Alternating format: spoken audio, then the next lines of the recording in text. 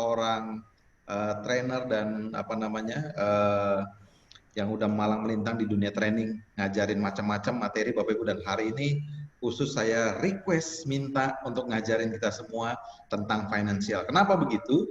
Karena kita masih nemukan seringkali ya, udah punya penghasilan banyak, udah punya bonus banyak dari AFC dan mungkin juga dari tempat yang lain. Lah kok duitnya masih habis terus gitu kan? Kok duitnya nggak cukup terus? Kemana duitnya nih? Nah, hari ini kita akan belajar ya teman-teman semua ya. Jadi kita kasih applause dulu yang paling meriah ya buat Ibu Inge ya. Dan thank you banget atas kesempatannya hari ini kita diberikan untuk di-sharingin satu pengetahuan yang sangat luar biasa. Jadi manfaatkan benar-benar Bapak Ibu. Ya, saya langsung serahkan kepada Ibu Inge untuk take the time. Oke. Oke, ya terima kasih ya. Saya juga senang sekali nih dapat kesempatan untuk sharing karena saya sudah cukup lama ya kalau mendengar MLM itu pertama kali mendengar kata MLM itu aja tahun 1991 ya. Nah, udah lama sekali gitu. Dan dari dulu ya banyak kenalan yang memang di dunia MLM, kemudian saya sendiri juga ya keluar masuk dunia MLM gitu ya. Nah, tapi ya baru di AFC ini lumayan serius gitu kan. Nah, ya kalau bicara tentang MLM, karena saya dulu juga pernah bekerja di perusahaan MLM-nya, jadi sebagai staff di perusahaan, bukan sebagai distributor. Nah, di situ tuh saya banyak melihat, misalnya leader-leader di network marketing MLM ini, kadang bonusnya tuh fantastis ya. Kita tahu di AFC juga bonusnya tuh fantastis sekali. Nah, saya tarik kembali itu sekitar tahun 2000-an, saya kenal ada seorang leader. Leadernya ini luar biasa sekali. Ini kalau dijadiin cerita kesuksesan ya, wah itu benar-benar dah. Dari benar-benar nol gitu kan. Ceritanya tuh benar-benar dari zero to hero. Dari seorang pemulung gitu ya, kemudian aktif, kemudian bisa menjadi leader, menjadi bonus waktu itu masih puluhan juta sebulan gitu ya. Itu luar biasa sekali. Tapi dengan bonus yang segitu banyak di masa itu, begitu nggak berapa lama, mulailah ada hutang, uangnya tuh nggak tahu habis untuk apa gitu ya, habis untuk apa. Kemudian suatu saat saya pernah tanya gitu kan, loh Pak, emangnya tuh bonusnya tuh buat beli apa sih? Ya biasa Bu, kan ya butuh beli mobil, saya beli rumah, ya itu sih wajar gitu kan. Terus beli apa lagi Pak? Saya suka itu loh Bu, saya beli satu set gamelan, satu set wayang kulit, terus ya nggak tahu lah, pokoknya beli barang-barang yang kita anggap tuh, hah buat apa ya beli gituan gitu loh. Tapi itu yang membuat akhirnya tuh banyak problem keuangan karena dia beli barang-barang yang memang dia inginkan gitu ya. Dan itu nggak salah, nggak salah. Memang kalau kita ingin kita boleh beli. Tapi sudahkah kita mengelola keuangan kita dengan benar sehingga kita bisa membeli barang-barang itu dengan perasaan yang damai setelah beli. Jadi bukannya setelah beli terus aduh aku gimana ya bayarnya ini, atau aduh ini bonusku bulan depan nih harus sekian nih supaya aku bisa bayar cicilannya. Misalnya gitu. Kemudian belum lagi ya banyaklah di tempat lain di mana sampai ke tahap tertentu dipaksa untuk beli mobil. Kenapa dipaksa untuk beli mobil? Ya supaya kelihatan di luar. Wah, MLM ini leader-leadernya semua mobilnya keren-keren gitu kan. Apakah mobilnya belinya cash atau nyicil setengah mati? Nah, saya juga nggak tahu, tapi di luar kelihatan keren. Nah, saya sih berharap di AFC ini saya bisa sharingkan ini supaya apa? Supaya leader-leader di AFC ini bisa mengelola keuangannya dengan baik sehingga ketika membeli barang-barang yang diinginkan ini itu benar-benar membeli dengan perasaan yang bebas, yang benar-benar senang, tidak nanti merasa dibebani oleh cicilan hutang atau apapun gitu ya. Jadi saya mau sharingkan bagaimana bisa mengelola keuangan ini secara tepat gitu. Nah, saya akan mulai dulu tentang ini bahwa untuk mengatur keuangan Ini saya bicara tentang keuangan pribadi ya, bukan keuangan perusahaan. Ya, seperti kita sekarang mendapatkan contohlah income dari mana ataupun dari bonus di AFC gitu ya. Nah, kita tuh harus mengatur keuangan dalam hal-hal ini. Jadi financial planning ini meliputi banyak hal. Yang pertama itu cash management. Cash management ini bagaimana kita mengatur pendapatan dan pengeluaran kita. Ya, jadi ini cash keluar masuk. Ya bisa saja bentuknya cash atau bentuknya yang lain, tetapi ini adalah income dan expenses, pendapatan dan pengeluaran secara umum. Kemudian kita harus tahu tentang investment, tentang investasi. Kemudian harus tahu juga tentang insurance, harus mengatur. Asuransi tetap penting. Ini tadi ya beberapa orang ya mungkin pernah di asuransi. Asuransi memang penting. Tapi asuransi kita butuhnya sampai seberapa? Kita butuhnya seperti apa? Nah, itu sebenarnya perlu kita pelajari ya. Jangan setiap agen datang antara kita nolak gitu, saking udah ketakutan atau semuanya diyesin gitu ya. Kita kan harus cari yang sesuai kebutuhan kita. Kemudian taxation. Ya, dari segi pajak ini tentu saja kita harus tahu, apalagi sekarang ya. Kalau dulu ya itu bisalah main-main dengan pajak, tapi sekarang sebenarnya sudah nggak bisa lagi. Dan memang seharusnya kita jangan berani-berani bermain-main dengan pajak gitu ya. Untungnya kalau di AFC kan secara perpajakan kita sudah dibantu ya oleh perusahaan. Kemudian kalau ada hutang ya kita butuh tahu mengenai debt management. Jadi manajemen hutang, bagaimana mengelola hutang. Karena hutang ini juga bermacam-macam jenisnya. Jadi ada hutang yang modelnya konsumtif, misalnya kita beli handphone, nah cicilan handphone, nah itu hutang yang konsumtif. Tapi ada juga mungkin hutang untuk kita berbisnis dan lain sebagainya ya. Ini jadi akan beda sekali.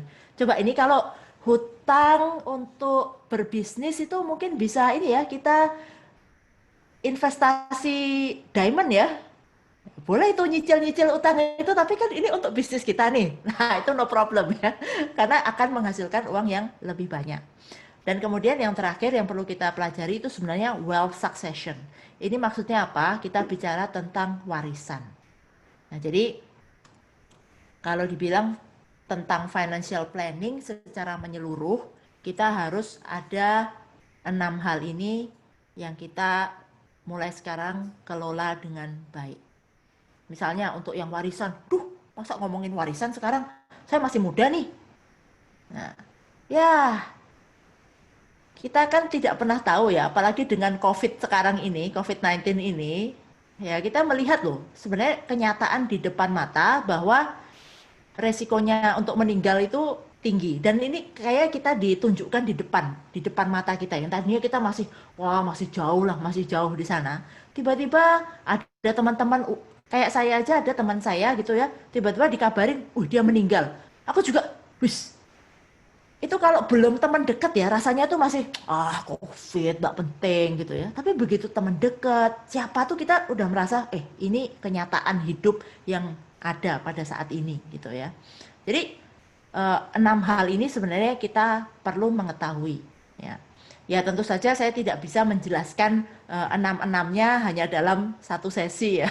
Jadi nanti kalau memang tertarik itu bisalah ikut, kami ada grup coaching, saya dan Vena ada grup coaching tentang financial planning. Jadi kita akan pelajari pelan-pelan semua 6 hal ini. Ya dulu kita sih belajarnya waktu di UPH itu ya komplit ya, kita sampai hampir setahun belajar ini. Tapi kan belum tentu semuanya perlu untuk semua orang ya. Jadi kami cari versi yang mudahnya supaya orang perlu bisa langsung pakai, bisa langsung praktek, dan bisa langsung mendapatkan hasilnya. Gitu ya. Nah, hari ini saya akan sharingkan dulu tentang suatu hal yang paling simpel. Ya, ini rumus terpenting dalam keuangan. Nah, ini saya yakin nih semua orang sudah tahu ya tentang hal ini. Rumus terpenting dalam keuangan, rahasia menjadi kaya dari generasi ke generasi adalah ini, yaitu memastikan penghasilan lebih besar daripada pengeluaran gitu ya. Oke, siapa di sini ya setuju nggak dengan statement ini gitu ya? Nah, iya dong. Di mana-mana rumusnya adalah kalau Anda mau kaya, itu pastikan penghasilan lebih besar daripada pengeluaran. Nah, saya rasa sih semua di sini oke ya dengan hal ini. Nah, kadang-kadang ya waktu saya sharingkan ini, aduh Inge ngomongin penghasilan lebih besar daripada pengeluaran. Saya itu loh dari dulu utang melulu ya. Pengeluaran tuh kok selalu lebih besar daripada penghasilan gitu loh. Inge nggak ada rumus lain nih. Rumus lain gimana caranya menjadi kaya gitu kan. Aku bilang ada. Kalau penghasilan tidak bisa lebih besar dari pengeluaran, masih ada satu rumus lagi. Apa itu rumusnya? Memastikan pengeluaran lebih kecil daripada penghasilan. Ya, alias sami mawon ya, sama aja gitu. Tapi ini kan kita ngomongnya kadang-kadang gini. Kalau kita di AFC ini ya, income kita dari bonus ya, dari ini kita mengejar penghasilan itu mudah. Dalam arti oke, berarti saya harus menawarkan ini mengajak orang mau bercerita dengan berapa orang itu beli produk, oke, saya dapat income. Tapi yang di bawah ini pengeluaran lebih kecil daripada penghasilan, biasanya lebih ditujukan misalnya ke orang yang profesinya sebagai karyawan gitu ya. Kan biasanya gajinya itu sudah ya segitu. Jadi dia nggak bisa bermain terlalu banyak di penghasilan, tetapi lebih mengatur ke pengeluaran. Ya tentu saja idealnya adalah pengeluaran kita tekan, penghasilan kita naikkan gitu ya. Jadi wah ini gapnya menjadi semakin besar. Dan surplusnya ini antara penghasilan dan pengeluaran, surplus inilah yang perlu kita investasikan. Sehingga ya makin lama kita menjadi semakin kaya. Gitu. Ya, jadi ini rumus terpenting dalam keuangan. Saya yakin sih semua udah tahu ya. Tapi memang saya suka ini di depan kasih ini karena membutuhkan sesuatu yang mudah, yang kita sudah tahu, tapi kadang-kadang perlu diingatkan lagi. Nah, sekarang kalau bicara tentang kekayaan, kekayaan itu kita lihat dulu ya, kita ada asetnya apa ya. Kita punya aset apa?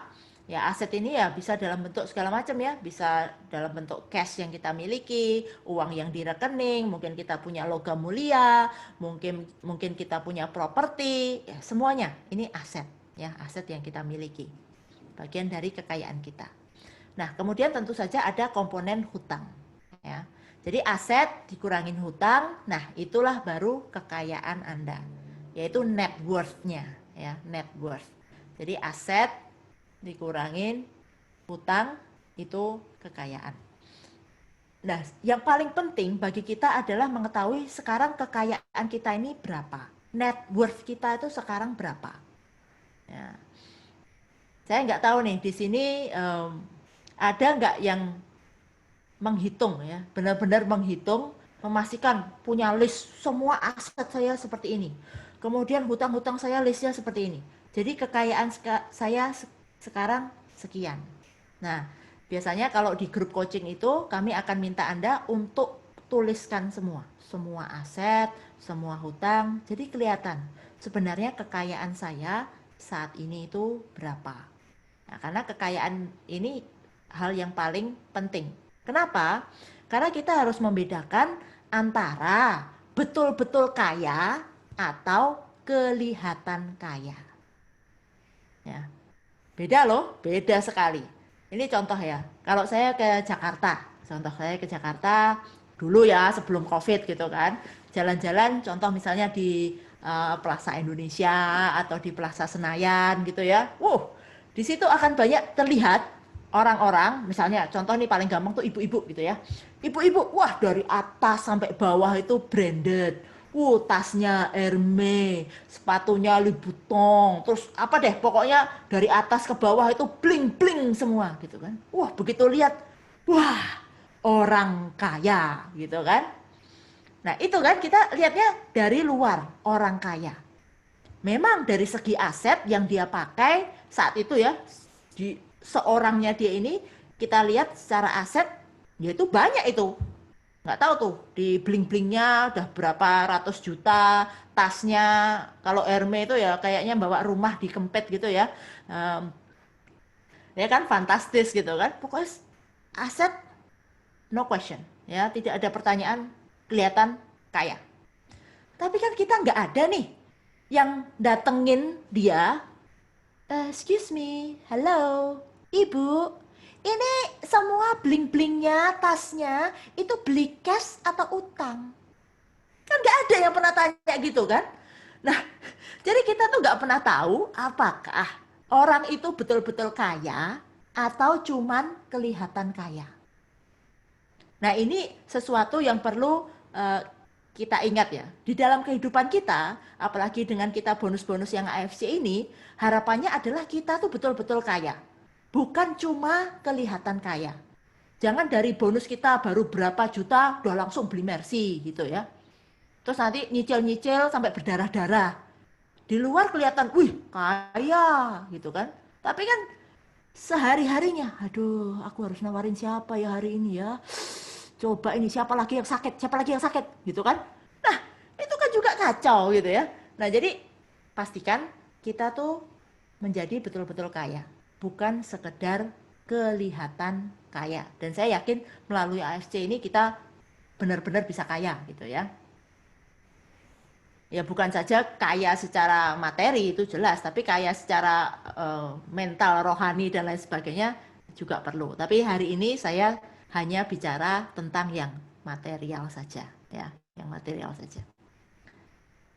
Oke, jadi pertanyaannya berapa kekayaan Anda? Ya, nggak usah disebutkan, Anda hitung ya. Nanti setelah selesai ini, kalau yang sudah punya hitungannya bagus, kalau yang belum, Anda hitung sebenarnya kekayaan Anda itu berapa. Jadi tahu nanti setelah 1 tahun misalnya Anda cek ulang, wah kekayaan saya tuh menurun atau meningkat. Nah ini kelihatan dengan jelas ya. Jadi ini pastikan itu kaya bukan hanya sekedar kelihatan kaya. Nah kalau kita bicara cash management itu biasanya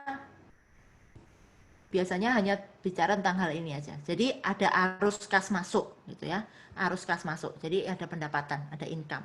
Kemudian ada arus kas keluar, ada pengeluaran. Nah, arus kas masuk dikurangin arus kas keluar itu adalah arus kas bersih. Jadi kita masuk atau jadi pendapatan kita itu ada surplus atau ada minus gitu ya. Itu arus kas bersih kita.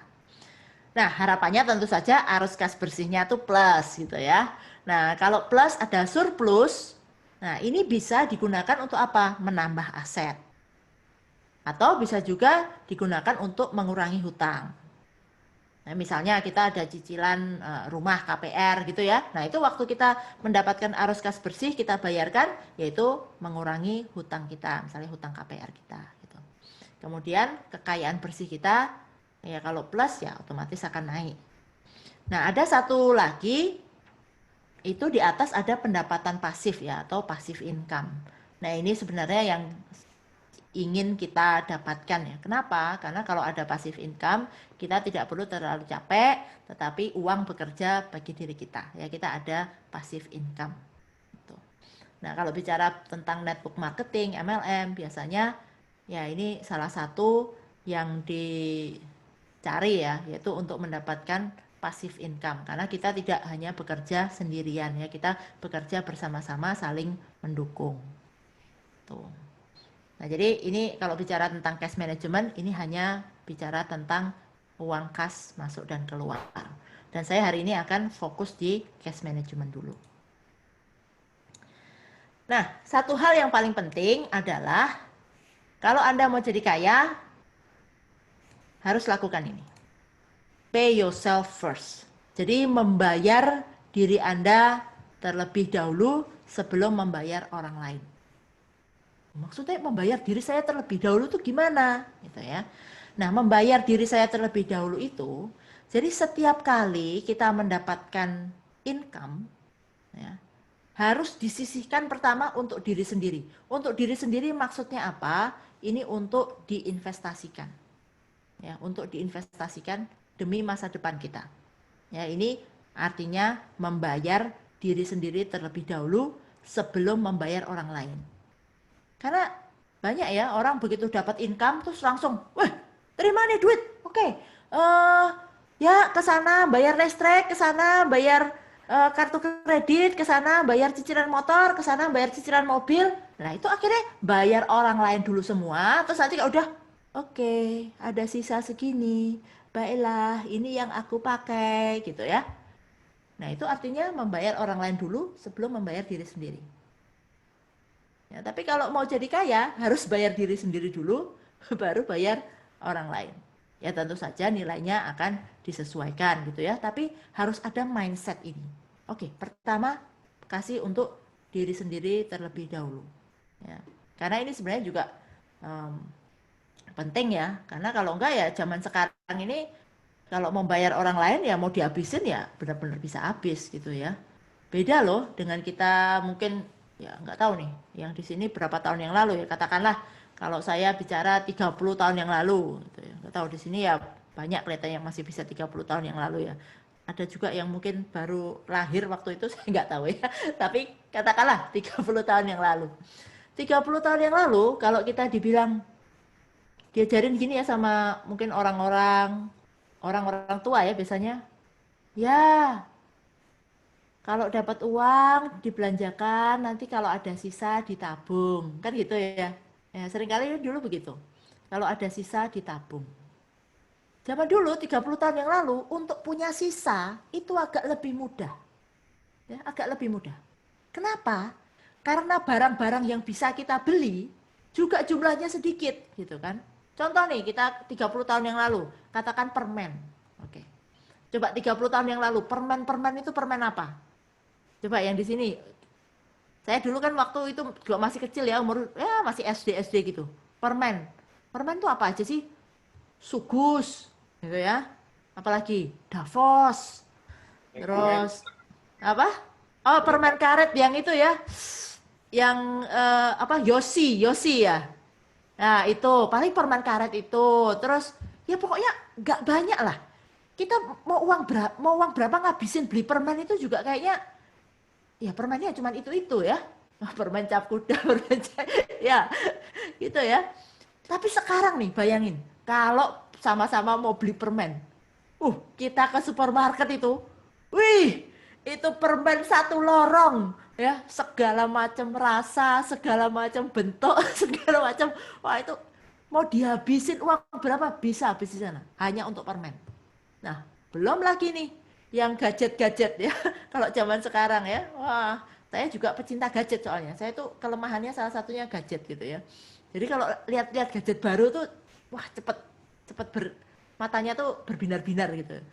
Nah, tapi harus ingat dulu, nggak apa-apa mau beli gadget, asal yang sudah membayar diri sendiri terlebih dahulu. Sudah menyisihkan untuk diri sendiri dulu, untuk tabungan, untuk investasi gitu ya. Nah, saya dulu pernah ikut seminar oleh Half Acre, dia pengarang buku juga, Millionaire's Mind gitu-gitu ya. Nah, dia mengajarkan kalau kita dapat income itu dibagi 6, ya, dibagi 6. Nah, kalau saya sih ya udahlah, saya bilang jadiin metode 6 toples lah gitu ya.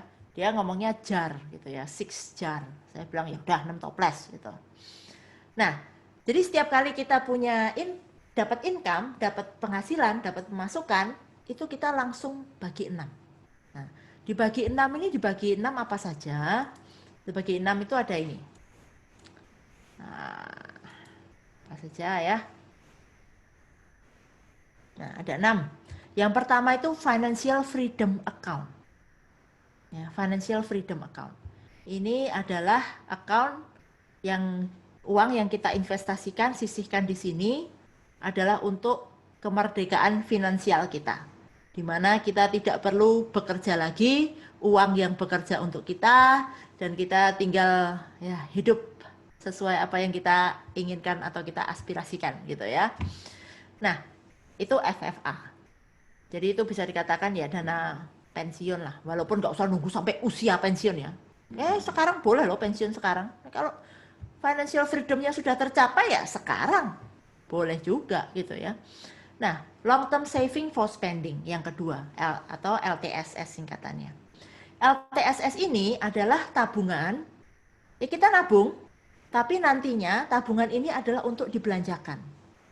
Ya, jadi misalnya nih, kita nabung dulu, kayaknya nanti bulan September, Oktober itu iPhone keluar baru. Terus sekarang nabung dulu gitu ya.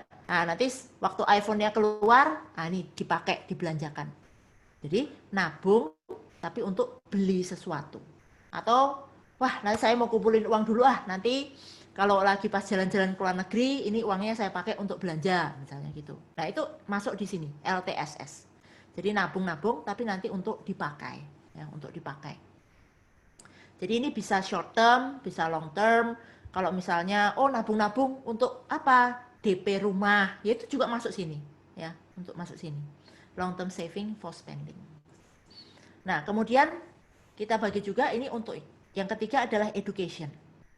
Education ini bukan dana pendidikan anak, ya, bukan dana pendidikan anak. Ini adalah dana pendidikan diri kita, ya, dana pendidikan diri kita. Loh, aku sudah lulus sekolah, sudah semua gelar juga sudah beres, sekarang udah kerja, emang butuh education lagi? Yes, sangat butuh education lagi. Ya, kita tetap harus belajar. Kenapa? Karena hanya dengan belajar kita meningkatkan kapasitas kita untuk menghasilkan lebih banyak. Butuh itu. Kenapa perlu belajar tentang keuangan gitu kan? Nah, kalau saya merasa saya belajar keuangan untuk apa sih? Ya, karena mungkin tadinya banyak instrumen-instrumen keuangan yang saya tidak tahu, sekarang saya tahu dan bisa saya manfaatkan gitu ya. Terus belajar apa lagi? Misalnya belajar, saya mau belajar untuk apa? Pengembangan diri. Seperti saya tadi sharingkan di depan ya, saya ambil kursus misalnya tentang prinsip kesuksesan. Loh, kenapa belajar prinsip kesuksesan? Ya karena saya lihat ada orang-orang yang suksesnya itu kok kelihatan gampang. Ada orang-orang yang suksesnya tuh kelihatan sulit gitu ya. Nah, apa yang membedakan dua orang ini? Ya, atau dua kelompok ini? Kenapa ada yang mudah, kenapa ada yang sulit? Nah, saya belajar salah satunya dari Jack Canfield, dia bilang, loh, sukses itu kayak berangkas, ya, ada gemboknya. Nah, gemboknya itu kita harus tahu angkanya, harus tahu urutannya, gitu ya. Kalau hanya tahu angkanya, nggak tahu urutannya, ya bukanya susah juga. Tahu urutannya, nggak tahu angkanya, ya apalagi gitu kan, cuma diputar-putar sana sini ya nggak dapet lah ya. Nah, harus tahu dua-duanya. Nah, jadi saya belajar ini dan saya juga mau sharingkan itu karena itu tadi membuka kapasitas wawasan kita.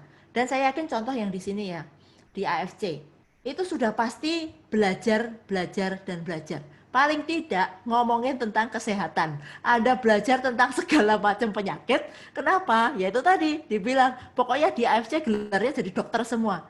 Ya, mau nggak mau kan begitu tanyain, saya sakit ini gimana ya? SOP-nya berapa? UTSU-nya berapa? Kan jadi kita harus tahu apakah ini bisa pakai UTSU ataukah tidak, bisa pakai SOP ataukah tidak. Ya itu kita akan terus belajar. Ya, jadi butuh dana juga untuk belajar. Jadi walaupun sekarang sudah nggak sekolah lagi, tapi siapkan dana untuk terus belajar. Ya, untuk terus belajar. Kemudian yang keempat itu necessities. Necessities ini adalah kebutuhan sehari-hari, ya, kebutuhan sehari-hari. Jadi ini pengeluaran kita yang memang untuk kebutuhan sehari-hari, makan, bayar listrik, bensin, dan lain sebagainya. Ya, sekarang bayar internet, bayar Zoom, gitu ya. Nah, itu sekarang masuk ke necessities, ya, kebutuhan sehari-hari. Kemudian yang kelima itu give. Give itu kita donasi, kita berdana, kita nyumbang ya. Nah, untuk give ini mencakup semuanya ya. Yang kita give termasuk sumbangan untuk pernikahan. Nah, itu biasanya yang sering saya temui itu kalau di desa, kalau saya sharing-sharing ini di desa ya. Bu, pengeluaran saya paling besar itu apa? Give. Tetangganya kawinan. Wah, nyumbang. Tetangganya punya anak. Nyumbang. Tetangganya siapanya ulang tahun. nyumbang gitu ya. Ya angpau itu ya, angpau kanan kiri. Nah, itu masuk semua di gift ini. Termasuk ya kita kalau berdana ke misalnya organisasi ataupun rumah yatim piatu atau panti asuhan atau apa itu, ya itu semua termasuk di sana ya. Bahkan kita ya mungkin nyumbang-nyumbang produk ya, kalau kita tahu ada yang sakit dan tidak bisa dan kita sumbang ya, ya itu masuk di situ ya, gift. Nah, kemudian yang terakhir itu play. Jadi kita bagi ada yang namanya play account. Wih, ini adalah account untuk happy-happy. Ya, jadi play account ini kita pakai sebagai apa? Ini adalah hadiah untuk diri kita sendiri setelah kita menjalankan 5 yang di atasnya. Ya, jadi ini hadiah buat kita. Kan sama nih, apa? Kalau kita sudah bagi gitu kan pasti, nah terus aku dapat apa gitu ya. Nah, ini play account untuk bersenang-senang. Bersenang-senangnya kayak apa? Ya terserah. Ada yang pecinta kopi, ya silahkan mau beli kopi paling mahal, no problem, boleh. Dan play account ini harus dihabiskan. Tidak boleh disisakan. Tiap bulan harus dihabiskan. Wah, paling seneng kan? Semua yang lain ini ada aturannya, tapi yang boleh, ya boleh kiak-kiuk. Tapi kalau yang play ini harus dihabiskan, maksimum disimpan paling lama 3 bulan. Jadi silahkan mau apa ya. Nah, persentasenya berapa? Ya, persentasenya nanti saya sharingkan juga, tapi ini memang tiap orang akan beda-beda ya, beda-beda. Tapi saya kasih yang pertama dulu karena ini yang paling penting kan. Yang paling penting itu yang FFA. Ya, yang FFA. Jadi untuk financial freedom account ini sebenarnya kita itu seperti memberi makan ini ya. Ini ada angsa bertelur emas gitu ya gambarnya. Sebenarnya saya agak susah ngomong angsa atau apa. Saya sukanya tuh pakai kata tuh bebek gitu ya. Ya mungkin karena saya dari Jawa gitu ya, kayaknya bebek gitu tuh mantep loh ngomongnya bebek. Kalau angsa tuh kok kayaknya enteng gitu ya. Jadi saya suka bebek gitu. Jadi bebek bertelur emas gitu. Nah, saya lebih suka ngomong bebek. Nah, jadi ceritanya kalau uh, di sini pada ingat gak ya ada ceritanya ya bebek bertelur emas ini ya. Kalau nggak ingat, nah, saya kasih cerita pendeknya aja. Nah, dulu ya ada seorang petani, cie. Petaninya ini ya dia kehidupannya ya bisa dikatakan agak kurang gitu ya, agak kurang. Nah, jadi tiap pagi dia pergi ke ladang orang lain untuk bantu menggarap ladangnya orang lain. Dia aja ladang sendiri nggak punya, ya dia menggarap ladang orang lain. Nah, dia tiap pagi itu jalan ke ladang gitu. Nah, suatu hari ketika dia jalan ke ladang, dia tuh dengar ada wek, wek, wek. Aneh itu. Terus dia lihat, ada anak bebek. Ada anak bebek kecil gitu kan. Terus dia lihat-lihat ke kanan kiri. Kok nggak ada induknya ya? Ini anak bebek ketinggalan sendiri di sini. Kasihan sekali ini anak bebek gitu kan. Wah, akhirnya si petani ini, kasihan juga ya kalau tak tinggal di sini mati lagi dia. Akhirnya si anak bebek ini dibawa pulang dan dipelihara. Nah, jadi petaninya rajin nih, tiap hari ngasih makan bebeknya, ya kan? Bebeknya makin lama makin besar, makin besar. Nah, suatu hari si petani ini pergi ke kandangnya si bebek itu mau ngasih makan, terus dia lihat, itu apa tuh bulet-bulet? Kayaknya telur ya. Tapi kok telur bebek kok warnanya gitu sih? Wah, akhirnya dia deketin, dia lihat, dia pegang. Kok berat ya? Berat sekali nih. Masa gini telur bebek ya? Terus dilihat-lihat warnanya sama dia dilap-lap gitu. Wih, kok kuning-kuning. Jangan-jangan emas nih. Wah, tapi daripada aku nggak yakin ya.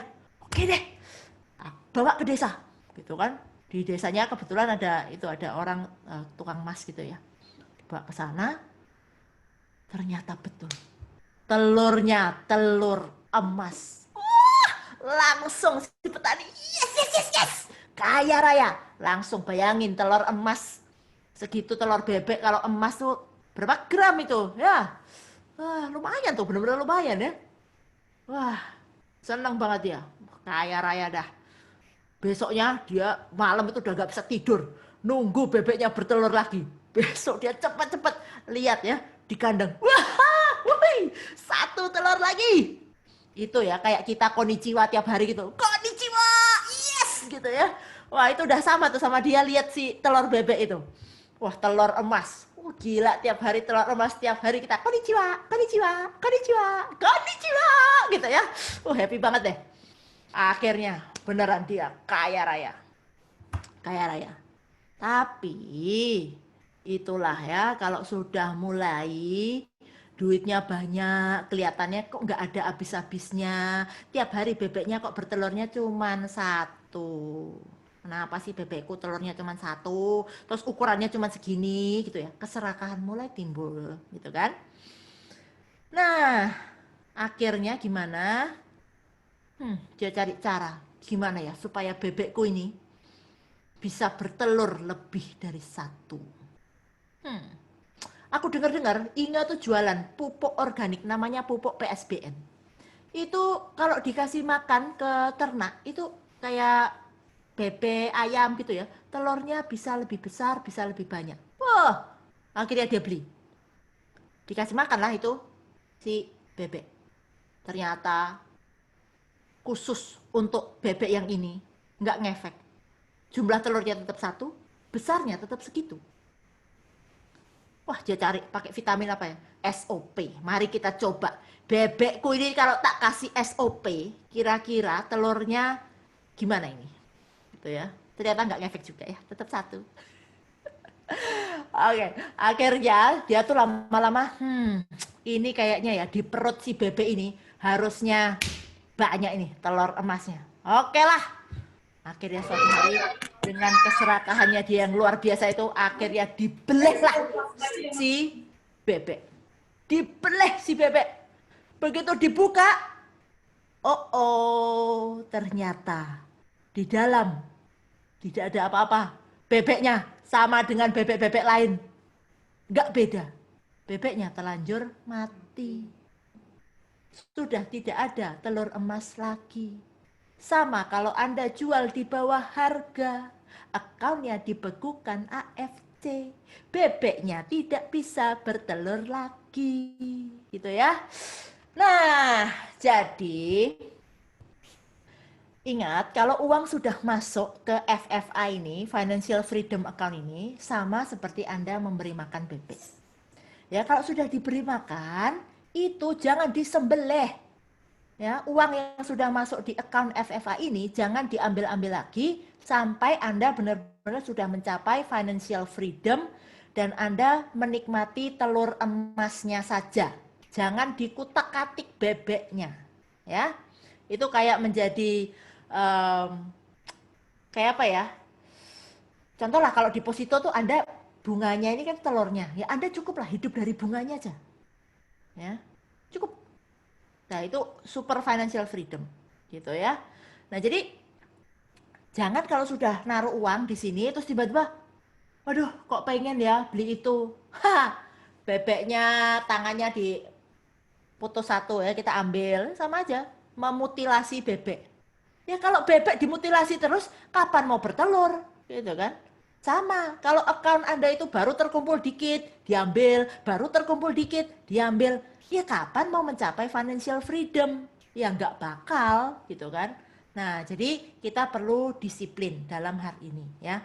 Financial freedom account ini kalau kita isi, ya udah jangan diambil-ambil sampai kita betul-betul financial freedom. Nah, berapa minimumnya adalah 10% dari pendapatan Anda. Ini minimum. Ya, minimum. Boleh nggak lebih? Boleh banget. Kalau bisa 90% masuk FFA, silahkan. Loh, sekarang kan bonusnya pada banyak-banyak tuh kalau udah ratusan juta, ya udahlah 90% masuk FFA, no problem. Gitu ya. Karena apa? Kan rekening-rekening kita contoh yang lain, contoh kebutuhan sehari-hari. Contoh ya, kebutuhan sehari-hari itu biasanya sekitar 50%. Ya, 50%. Nah, sekarang kalau misalnya Anda sekarang hidup nih dengan penghasilan contoh, saya ambil angka yang gampang, 10 juta per bulan. Berarti untuk kehidupan sehari-hari Anda beli makan, belanja ke supermarket, bensin, bla bla bla bla, itu 5 juta cukup gitu kan. Nah, kalau income Anda jadi 100 juta, kebutuhan sehari-hari Anda berapa? Ayo, berapa? Ya tetap 5 juta lah. Kan kemarin untuk hidup sehari-hari 5 juta cukup. Masa terus income 100 juta, kebutuhan sehari-hari 50 juta? Emangnya Anda pakai sampo apa? Pakai sabun apa sampai 50 juta? Paling juga samponya sama kan, sabunnya sama, makannya juga itu kan gitu. Nanti kalau makan yang terlalu heboh nanti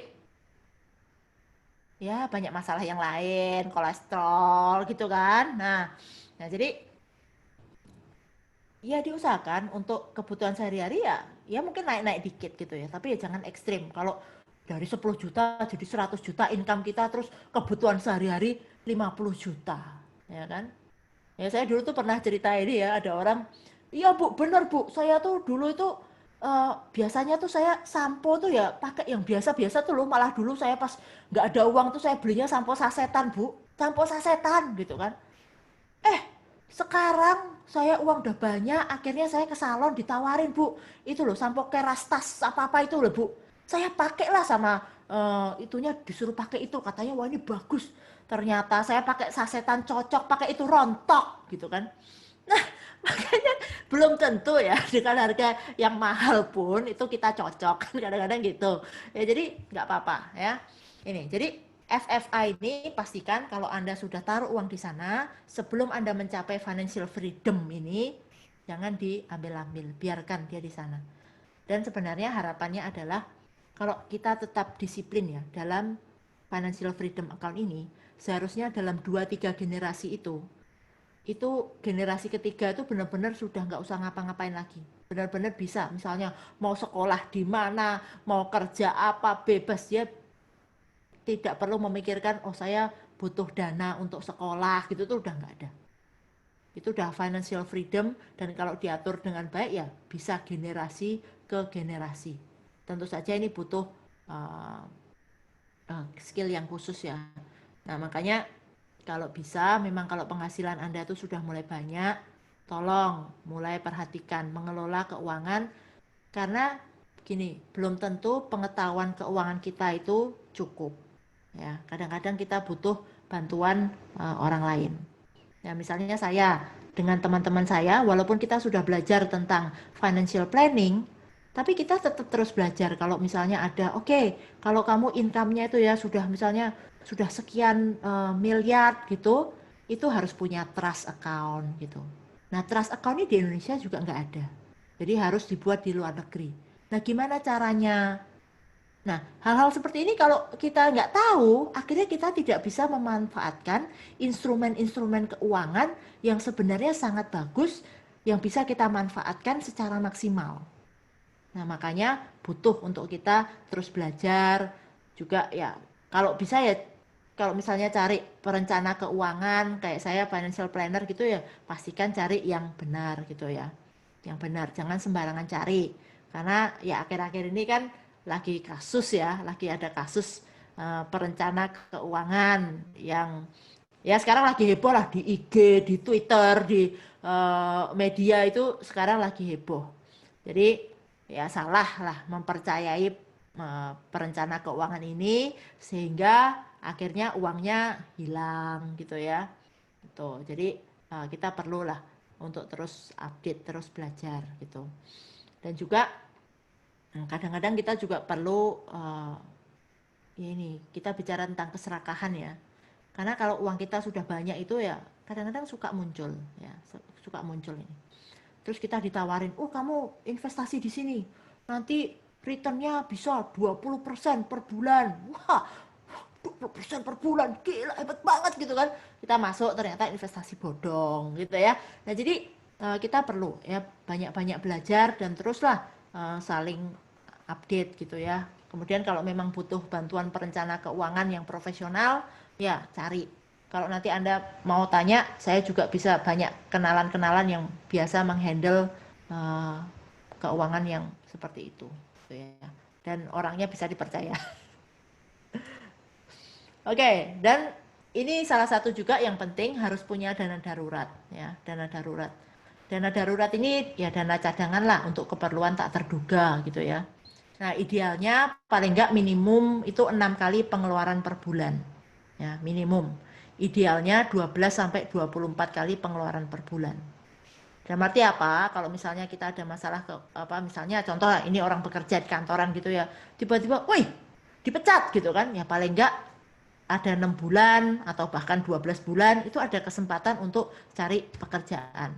Ya karena kalau nggak ada dana darurat ini ya seringkali akhirnya itu tadi bebeknya pasti kena mutilasi gitu ya. Nah, jadi butuh ada dana darurat, ada dana darurat. Ya ini juga lah untuk hal-hal yang urgent-urgent gitu ya. Kadang-kadang saya udah punya dana darurat, ingat apa? Kartu kredit. Ya kalau darurat bisa kepake. Ya nggak apa-apa kalau memang ada uangnya cukup ya itu bisa dijadikan tanda kutip ya dana darurat gitu. Oke. Nah, jadi sebenarnya kalau kita bicara tentang keuangan ini ya tentu saja hanya ada dua. Ya. Kalau kita mau jadi lebih kaya ya antara meningkatkan pendapatan atau mengurangi pengeluaran. Dan di gapnya yang di tengah itu, yaitu semakin gapnya besar dan bisa kita investasikan, yaitu semakin baik, ya, semakin baik. Jadi diusahakan pendapatannya naik ke atas, pengeluarannya ditekan. Jadi di tengah ini kita punya spelling surplus yang besar untuk kita investasikan sehingga kita bisa mencapai kemerdekaan finansial ini. Ya, kalau bisa kan secepat mungkin gitu ya, secepat mungkin. Dan saya yakin di AFC ini sebenarnya pendapatan kita itu bisa besar sekali. Ya, tergantung tentu saja dari effort yang kita uh, berikan gitu kan. Kalau saya suka moto yang di program makanan saya yang mom itu adalah GEAR. Great effort, awesome result gitu ya. Jadi apa? Ya kalau effortnya usaha yang kita lakukan itu besar ya tentu saja hasilnya pasti akan luar biasa juga. Ya, jadi mungkin itu dari saya untuk sementara ini ya. Kita mungkin bisa ke ya biasanya ini sesi tanya jawab nih ya lebih seru gitu ya. Oke, thank you. Yes, Bapak Ibu, keren banget ya. Thank you banget buat Ibu Inge yang udah sharing luar biasa banget ya. Ini kelihatannya sepele Bapak Ibu, tapi kalau kita nggak ngerti ginian, runyam hidup kita ya. Kenapa? Karena kita itu kalau udah punya uang, biasanya suka beli aneh-aneh ya seperti yang saya punya tadi itu ya. Kadang punya uang, nanti mau buat beli tuyul, mau buat beli jin supaya bisa cari duit buat kita sendiri semuanya. Nggak bisa Bapak Ibu, nggak bisa. Kita harus ngerti tentang investasi juga ya. Nanti mungkin next time kalau Bu Inga ada free time lagi mungkin sharing tentang kita kemana sih harusnya duit-duit kita itu harus diinvestasikan supaya bisa berternak supaya angsa emasnya nggak mati, nggak disebelin ya. Iya. Bertelur terus. Silakan Bapak Ibu kalau ada yang mau nanya boleh di unmute mic-nya atau mau tulis di chatting juga Ya. boleh. Ya, silakan. Oh, Sylvia, Ibu Sylvia ya.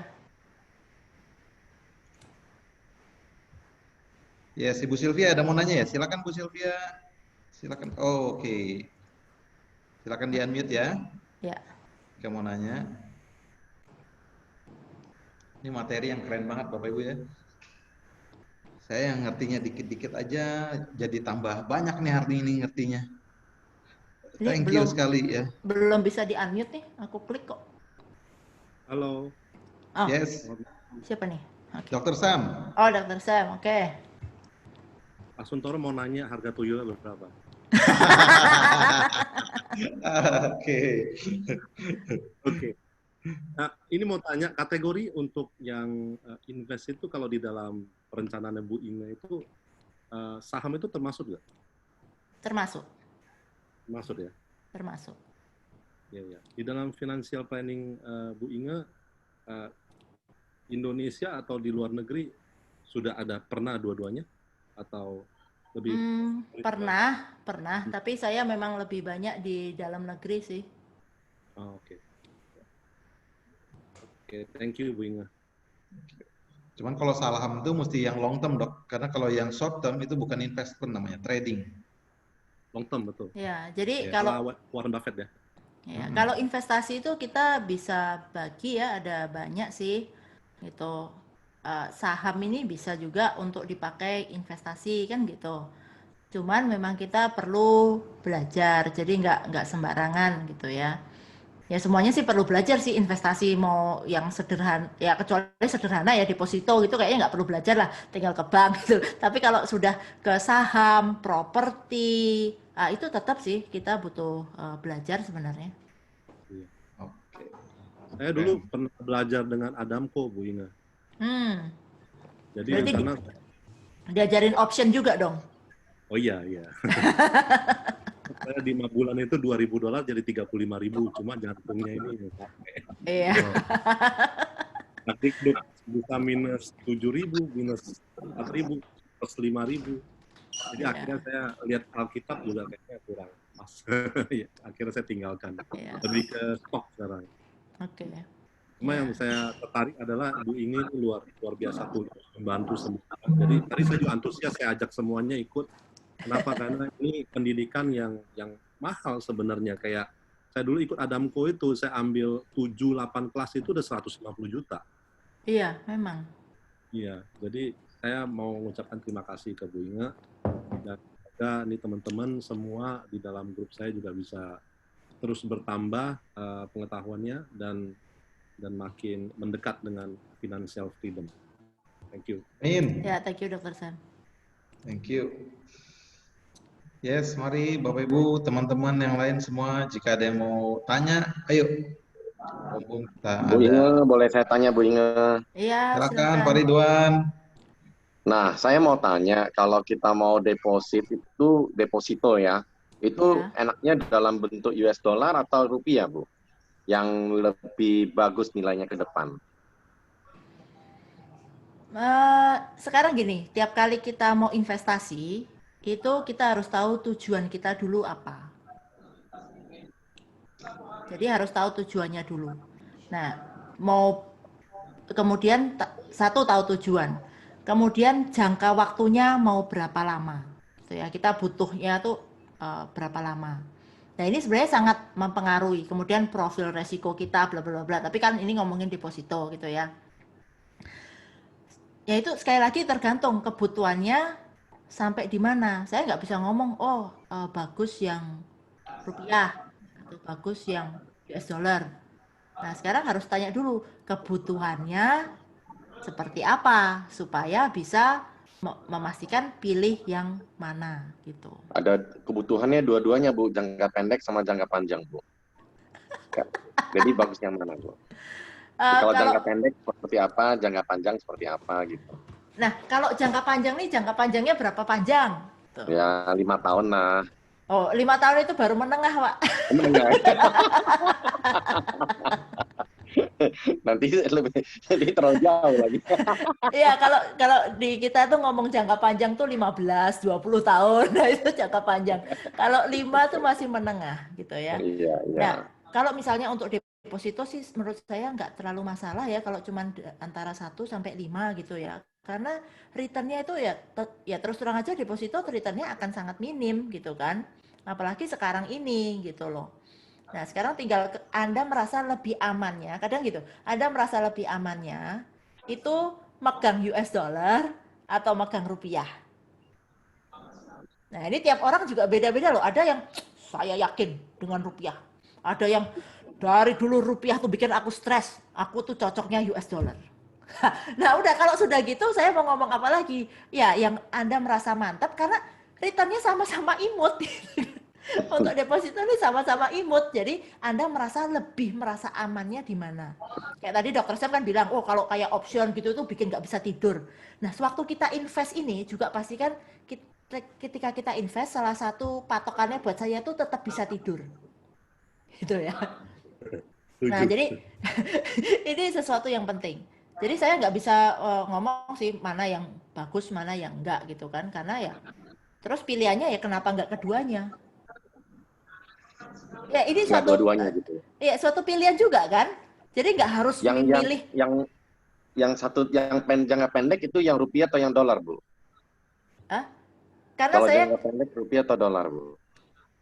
sekarang ya, Aku sih cinta rupiah, Pak. aku sih cinta rupiah loh saat ini ya. Karena dolarnya tuh kayaknya imut banget. Iya. Apalagi sekarang di US segala macam juga kayaknya sih mereka bisa ikut-ikut Jepang nih kalau nggak hati-hati gitu kan. Nah, jadi kalau sekarang sih saya masih tetap rupiah ya kalau saya. Yes, saya juga rupiah. Jadi kalau punya uang banyak, disimpan dalam bentuk apa nih? Buat saat sekarang ini nih. Dalam US dollar atau rupiah? Saat Angpau, Pak Ridwan. sekarang, kenapa? Angpau, Ikut angpau. RDPU aja, Angpau. Pak Ridwan. Apa, Bu? Ikut Pak Ridwan, RDPU angpau aja. Reksadana pasar uang, Pak. Oh, Ya, itu juga bisa. Itu juga bisa. Saham lagi Reksadana banyak pasar diskon uang juga, Pak. bisa. Kalau saya sendiri sih memang saya daripada di deposito, saya masukkan ke reksadana pasar uang. Lagi tinggi sekarang, Pak, reksadana pasar uang. Ada beberapa yang bagus, Pak. Saya bisa recommended. Wah, tuh langsung.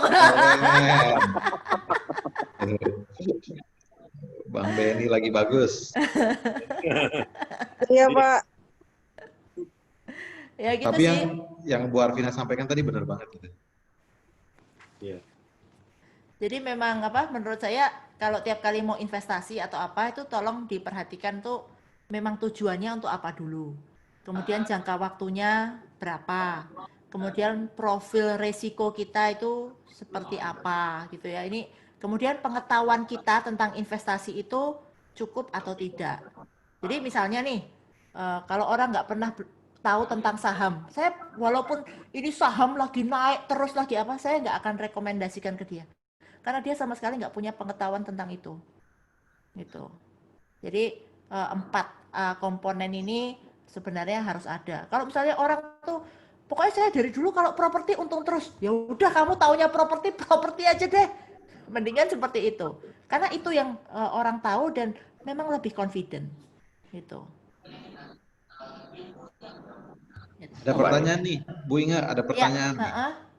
Mau tanya apakah kalau network marketing termasuk aset bisnis yang menghasilkan passive income atau merupakan bentuk usaha yang jika kita berhenti menjual produk kita tidak mendapatkan income lagi? Ya tergantung ya. Kalau memang jaringannya bagus ya bisa menjadi passive income. Kalau jaringannya imut dan ada jualan sendiri, ya berarti berhenti berjualan nggak dapat kan gitu. Iya, betul banget. Jadi intinya Bapak Ibu mau di MLM, di network marketing atau di EFC ataupun di konvensional bisnis, itu intinya adalah di sistem. Kalau kita bisa menduplikasi sistem kita, ya kita buat sistem yang bagus sehingga kita bisa diduplikasi, ya, maka kita bisa dapat passive income. Tapi kalau nggak bisa, kerjalah seumur hidup. Iya, ya gitu deh. Yes. Jadi Pak Kris, akun Toro direkam dimasukin YouTube, nah itu bisa jadi passive income. betul. Nah, ya betul. Benar sekali itu Dokter Sehat. Jadi tinggal makanya supaya bisa di AFC supaya bisa passive income gimana? Sebenarnya gampang caranya, ya, yaitu bantu downline-nya supaya bisa dapat penghasilan yang besar juga sampai ratusan juta. Nah, kita passive income satu saat. Betul. Yes. Silakan teman-teman semua jika ada pertanyaan lagi, ya tadi semakin menarik ya. Pak Ridwan juga nanyanya karena Pak Ridwan ini seorang pengusaha, ya beliau tuh akan tajam ke dalam instrumen-instrumen investasi juga Bapak Ibu. Jadi ingat tadi yang disampaikan nama Bu Inge itu benar banget ya. Jadi harus kita ada punya account investasi yang supaya satu saat itu bisa jadi passive income kita. Jadi kita bisa hidup hanya dari keuntungannya saja. Jadi induknya nggak hilang ya. Nah, kalau nyimpan duit tadi Pak Ridwan nanya kan aman rupiah atau aman US dollar. Kalau saya secara pribadi saat ini saya pegang rupiah. Kenapa saya nggak berani pegang US dollar Bapak Ibu ya? Karena apa? Ini kelihatannya negara-negara di dunia ini lagi mulai mau berbalik ke zaman dulu ya, zaman dinar di mana uang harus di backup dengan emas. Kalau nanti uang itu semua negara sepakat uang harus di-backup dengan emas, maka US dollar yang rontok paling besar duluan Bapak Ibu. Karena itu satu-satunya sekarang ini uang yang nggak di-backup sama emas. Ya. Jadi be careful, hati-hati. Lebih baik saat ini cinta rupiah aja. Kita bantu. Ya. Silakan, mari teman-teman semua ada yang pertanyaan. Ya, mumpung nih acara kita ini luar biasa. Bu, mau tanya Bu Inge. Ya, silakan Pak Eli. Ya, Bu, menurut Ibu di tengah pandemi saat ini instrumen investasi apa yang bisa memberikan return besar ketika pandemi ini selesai? Kalau sekarang investasi yang returnnya besar itu ya hampir nggak ada ya. Karena sekarang semua play-nya play safe gitu. Jadi kalau ada yang di saat pandemi ini janjiin return yang besar, itu malah kemungkinan bodong itu tadi. Betul. Ya. Oh, kita ngomongin investasi loh. Kalau AFC mah bisnis. Kan tadi instrumen investasi. Ya bisa sih join 3 diamond oke lah kalau mau dianggap itu investasi. Ya, kalau sekarang sih menurut saya nggak ada ya kalau yang returnnya besar, karena semuanya dalam ketidakpastian. Dan ketika ketidakpastian ini ya nggak akan ada yang berani mau menjanjikan return yang besar, kan dia juga nggak tahu gitu. Ya makanya kalau sekarang tuh strateginya bagaimana supaya uang kita itu bertahan, ya kalau misalnya kita sudah ada uangnya ya, supaya bertahan paling tidak tergerus terlalu banyak. Karena saya kan juga ada investasi di saham, investasi di mana, ya itu tergerus nggak ya, kondisi seperti ini otomatis pasti turun gitu kan. Ya tapi kan kita atur bagaimana supaya ya turun, tapi nanti kita juga sudah punya dana siap-siap ketika dia mau naik, kita masuk lagi untuk ngikutin wave berikutnya lah ceritanya begitu. Ya jadi ya makanya ini yang dikatakan ya butuh pengetahuan tuh, karena kita harus tahu kapan ini kita pegang cash misalnya seperti itu, kapan kita masuk ke instrumen investasi tertentu gitu. Suka saya nih. Ya. Jadi kalau saran buat Pak Eli ya, masukan melengkapi tadi dari Inga, ya. Kalau pertanyaan adalah investasi yang paling tepat untuk saat ini adalah apa ya? Kalau dari saya ya adalah investasi leher ke atas. Betul. Ini masanya kita belajar sekarang ini ya, masanya kita belajar. Kenapa? Kalau kita belajar ini, kita bisa punya pengetahuan yang dahsyat di tengah yang pandemi sekarang lagi krisis seperti ini. Kita take action dengan tepat ya, di saat yang tepat, hasilnya gila-gilaan. Oke, jadi makanya kita setiap hari juga selalu ada acara belajar kan. Nah ini hari ini kita ada dari Bu Inge, keren banget nih materinya hari ini. Silakan. Wah itu ada yang nanya lagi tuh. Kalau udah telanjur punya dolar kayak gimana gitu ya? Kalau udah telanjur boleh dijual, dibelikan SOPK, jangan Bapak Ibu. Dari Sela, seandainya udah terlanjur punya dolar, ini kan lagi turun, apa sebaiknya dijual? Ya, gimana Ing? Kalau saya sih ya tergantung lagi ya, memang ini uangnya mau dipakai enggak gitu loh. Ya kan ini turun, nah ini uangnya mau dipakai enggak? Kalau memang mau dipakai dan bisa mendapatkan di tempat lain hasil yang lebih gede, contoh, oh saya mau pakai nih, kebetulan saya masih ruby, dolarnya dijual untuk jadi diamond, ya itu mungkin dipikirkan. Tapi kalau enggak, uangnya juga enggak tahu mau dipakai untuk apa, ya menurut saya sih diemin aja ya, habis gimana? Orang belum jelas pemakaiannya gitu loh. Ya, jadi saya juga enggak berani untuk memberikan rekomendasi finansial di sini, karena ya situasi tiap orang itu beda-beda. Nanti kalau saya ngomong iya jual jual gitu kan, terus tiba-tiba kamu ada keperluan yang lain kan saya nggak tahu. Kita cuma tahu satu sisi aja dengan pertanyaan ini kan. Nah, makanya kalau misalnya yang mau advice seperti itu, ya memang butuh konsultasi bincang agak lama dulu, tahu kondisinya seperti apa, kebutuhannya apa. Nah, itu baru nanti bisa merekomendasikan yang bagus. Kalau enggak ya nanti saya asal ngomong nanti malah jadi kasus seperti perencana keuangan yang di Twitter dan IG itu. Cenga sendiri ada dolar nggak? Ada dong. Ada dong, Sel. Ada dong. Nanti Sela bisa konsultasi pribadi juga privat sama kalau Sela kan panggilnya Ceinge ya. Kan sudah tahu maharnya kan? Nah, beberapa kesukaan Ceinge katanya tolong kirim dulu gitu ya. Jadi kalau selama gini, kalau saya sih kasih masukan mungkin ya, tapi buat pertimbangan aja. Kalau misalnya kita udah terlanjur pegang dolar, selama itu tidak mengganggu cash flow keuangan biaya kita sehari-hari dan apa segala macam dan tidak tahu kita mau pakai buat apa tadi seperti yang disampaikan Bu Inga, udah biarin aja, ya biarin aja. Kalau selama kita bisa ada cash flow dari tempat yang lain, kan sekarang mulai dapat bonus banyak nih dari AFC kan rupiahnya bertambah. Keren. Bu Inga, mau tanya Bu Inga? Iya. Saya waktu itu sempat dengar RMB ya, renminbi itu mereka udah bikin blockchain bukan? Digital money ya? Bukan katanya dok, itu udah jalan dok. Udah jalan ya? Dan itu menjadi satu ini nggak sih, kesempatan juga kayak maksudnya bagus nggak menurut Bu Inga? Kalau saya belum mempelajari ke sana ya, jadi saya belum berani bicara sih.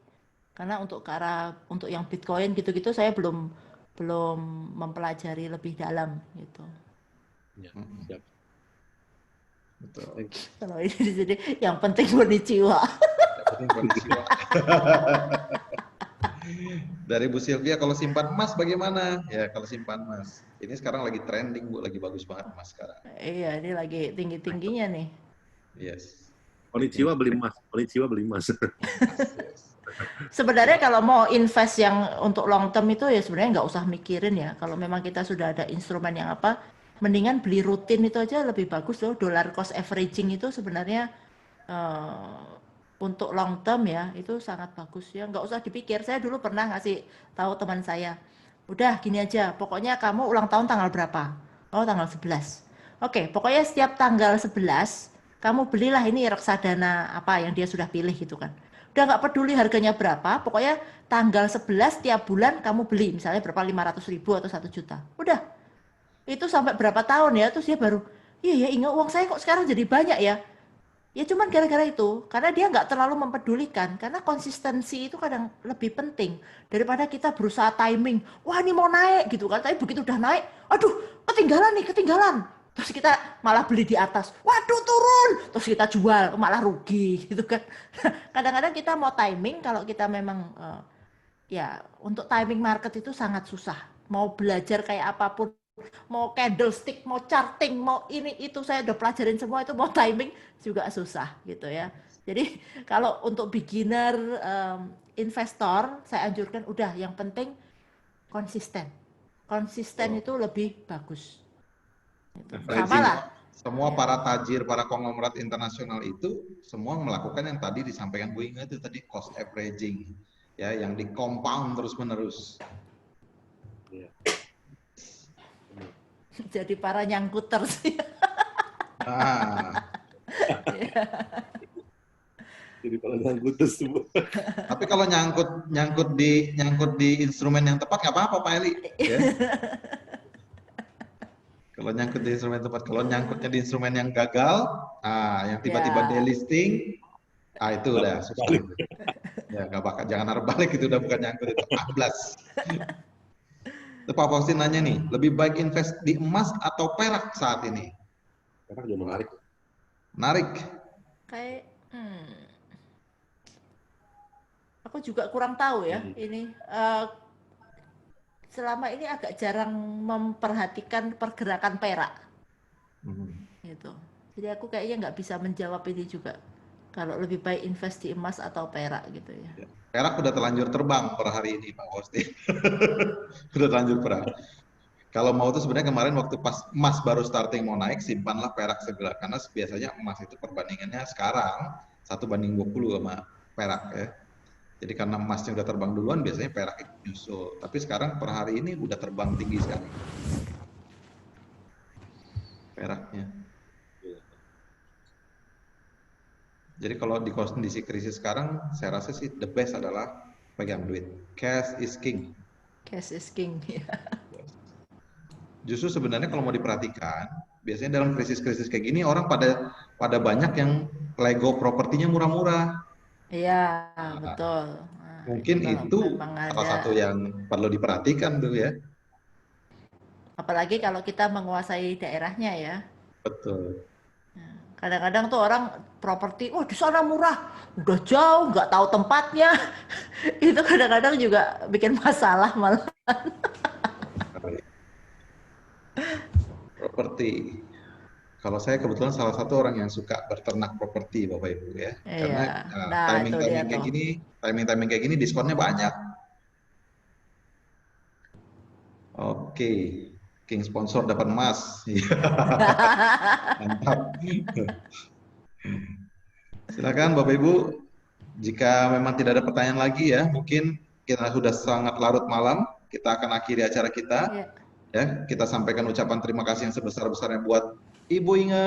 Ya, Ya, thank semoga you. nanti ada waktu lagi untuk sharing dengan kita materi-materi yang lain Bapak Ibu, karena beliau ini adalah orang yang sangat luar biasa yang pernah saya tahu, knowledge-nya banyak banget dan tidak pernah berhenti belajar sampai hari ini.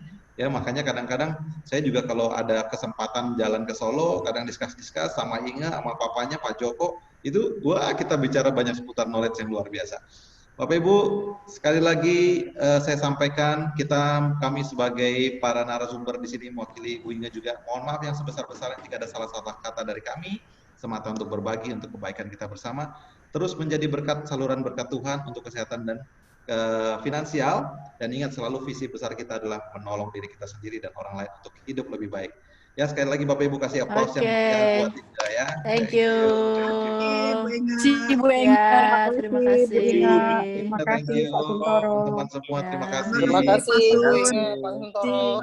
Ada Lain request kali, nggak? lain Ada kali request bikin nggak? lagi. Mau materi lagi? Next Ya, time. mau. Ada request nggak? Apa? Kira-kira tentang apa? Yuk, voting. Yang mau ditulis di chatting. Yang paling banyak buatin acaranya. Nah, di chatting tentang apa coba? Kalau kebetulan nanti saya atau Bu Inga ngerti tentang materinya, kita akan coba bawakan lagi. Oke. Yes. Kayaknya request mengenai itu Pak Suntoro beli Betul. tanah. Ya tuh. Ini Pak Joko ini yang harus sharing kalau ini. Pak Joko. Asli. Jadi kalau itu yang jagonya Pak Joko. Terima kasih banyak ini hikmat dan kebijaksanaannya malam ini. Thank you. Sama-sama. Ya, thank you. Nah, karena belum ada yang ngetik request, nanti kita tentukan aja nanti apa yang mau acaranya. Ya, pasti nanti banyak di grup. Yes. Oke, thank you semuanya. Inge, thank you banyak ya Inge. Ya. God bless. Ya. Thank you. Teman-teman semua, thank you. Thank you Pak Suntoro, Bu Pak Inge. Suntoro. Terima kasih banyak. Ya, sama-sama. Oke, saya end meeting ya. Oke. Oke, thank you. God bless.